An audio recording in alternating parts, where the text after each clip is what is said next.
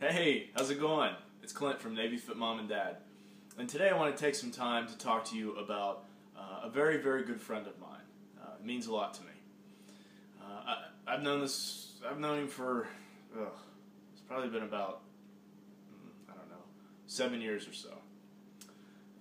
His name's Crockpot, is what I like to call him. It's my Crockpot. I know it looks kind of nasty. There's a knob missing. There's something I rigged up here with a screw to make the handle work. But I tell you what, this and my Vitamix are the two biggest, most used appliances in our kitchen. Why? Because this thing makes cooking almost mindless. All you have to do is cut up the food, whatever you're going to put in there, you throw it in there, and you turn it on in the morning, and by dinner time, you've got turkey chili, you've got Mexicali chicken, which I'm going to make today, chicken noodle soup, anything. And you don't have to boil the noodles or the rice or any of that. You just throw it all in there with some water, and it cooks it. So, anyway, Shannon's probably mad that I'm showing our Crockpot off to everyone because it looks so nasty, but whatever, who cares? Anyway, like I said, I'm going to make Mexicali chicken, and I really don't have, I kind of have a recipe, but I mean, for the most part, it's chicken, any kind of peppers you want to put in there, rice, I'm going to use brown rice, beans, I like to put black beans, garbanzo beans, kidney beans, any kind of beans that we have in the pantry, I'll throw them in there.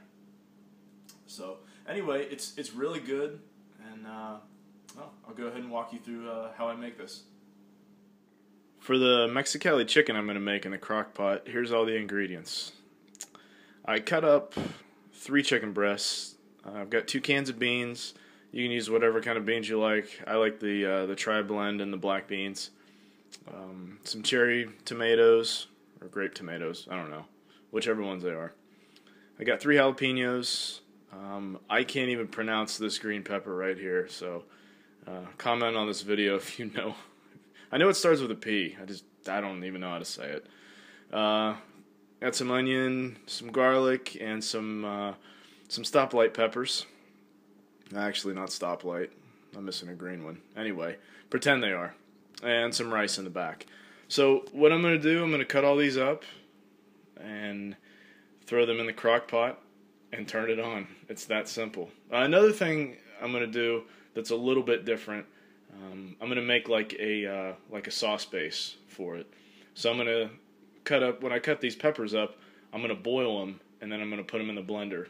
Only about half the pepper of each one. And then I'm going to dice up one of the jalapenos and throw that in there as well. So I'll go ahead and get this all cut up and dump it in there.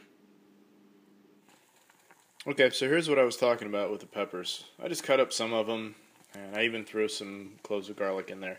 And what I'm going to do, once these get really nice and soft, I'm going to throw them in the blender and liquefy them. I use this when I make salsa as like a base. A good friend of mine taught me a cool trick. So anyway, I'm just going to pour that in there and see what happens.